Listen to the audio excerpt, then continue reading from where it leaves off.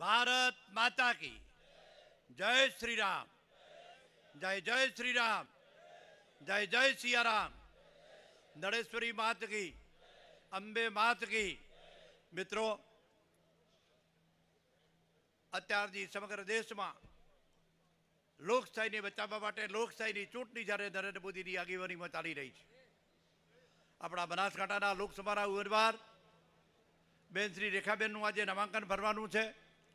એમના નામાંકન માટે આપણા પાડોશી રાજસ્થાનના મુખ્યમંત્રી આદરણીય શ્રી ભજનલાલ શર્માજી જ્યારે આપણા વચ્ચે ઉપસ્થિત છે ત્યારે એમનું એના સાંસદ તરીકે હૃદયથી દિલથી સ્વાગત કરું છું.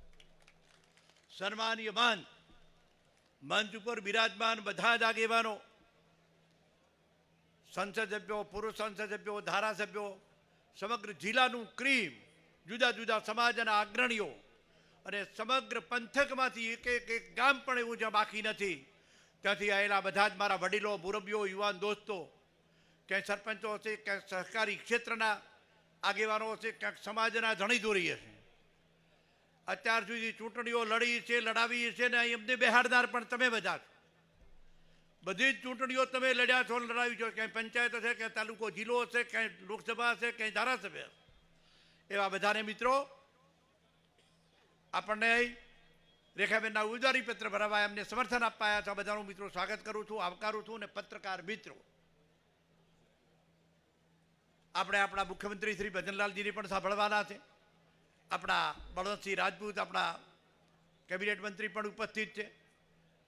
મારે તો મિત્રો મારા પહેલાં ઘણા બધા વક્તાઓએ ઘણી બધી વાતો કરી, રેખાબેનના સમર્થનની વાત કરી. આ ચૂંટણી મિત્રો નરેન્દ્ર મોદીની ચૂંટણી છે.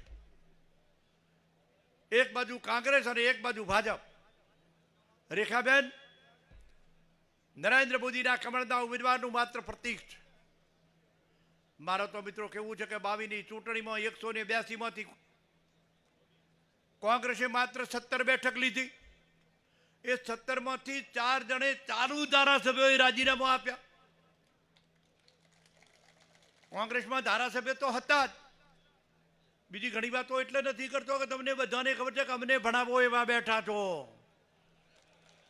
તમે અમને ભણાવો એવા છો. અમારા કરતા વધારે સમજુ છો એટલે મેં કીધું તમે અમને બેહાડનાર છો. અહીં અલ્પેશજી પણ આપણા વચ્ચે છે. તો મારે મિત્રો એટલું જ કહેવું છે, જ્યારે કોંગ્રેસ કંઈ છે નહીં, ચાલુ ધારાસભ્ય પણ રાજીનામા મૂકીને એમ કે મારે ભાજપમાં આવીને ધારાસભ્ય થવું છે. કોંગ્રેસ જ્યારે કંઈ છે જ નહીં ત્યારે નરેન્દ્ર મોદી દેશના પ્રધાનમંત્રી થવાના છે એવો તો બરહો છે ને તમને બધાને. જો નરેન્દ્ર મોદી દેશના વડાપ્રધાન થવાના છે, દેશમાં ભારતીય જનતા પાર્ટીનું શાસન રહેવાનું છે અને ચાલુ છે. ગુજરાતમાં ભૂપેન્દ્રભાઈ પટેલની ભારતીય જનતા પાર્ટીની સરકાર ચાલે છે. દેશમાં અને રાજ્યમાં બંને ભાજપ છે.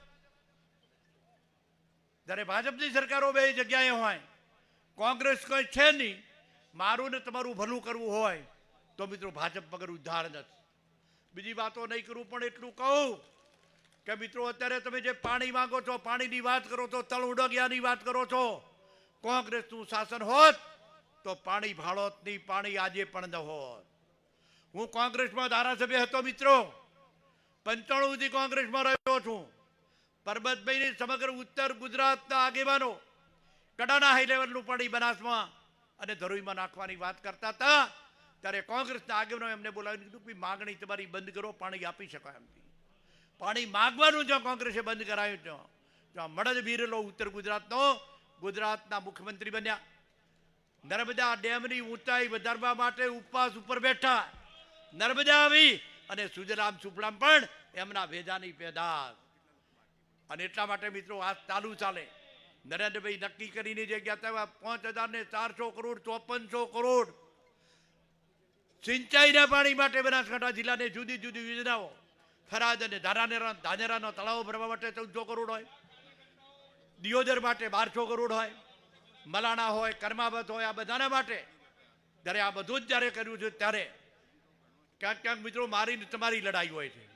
પેલો મોટો ન થઈ જાય એને નાનો કરવો હોય છે. પંચાયતની ચૂંટણીમાં યાદ રાખજો, દેશના ભલા માટે, રાષ્ટ્રના હિત માટે, રાષ્ટ્રીયતા માટે, સામાજિક, ધાર્મિક અને સાંસ્કૃતિક વારસાના જતન માટે રામલલાની પ્રતિષ્ઠા જે થઈને આપણે જે રામમાય બન્યા, જેમ બાબુભાઈ હમણાં વાત કરી દ્વારકાધીશની, ત્યારે મારી મિત્રો વિનંતી છે કે આ ચૂંટણી નરેન્દ્ર મોદીની ચૂંટણી છે. આપણા ઉમેદવાર રેખાબેન નરેન્દ્ર મોદીનું પ્રતીક છે. ત્યારે નરેન્દ્ર મોદીના હાથ મજબૂત કરવા ભારતીય જનતા પાર્ટીના ઉમેદવાર તરીકે બેન શ્રી રેખાબેનને 7 તારીખે આપણો એક પણ મત ક્યાંય બાકી ન રહે.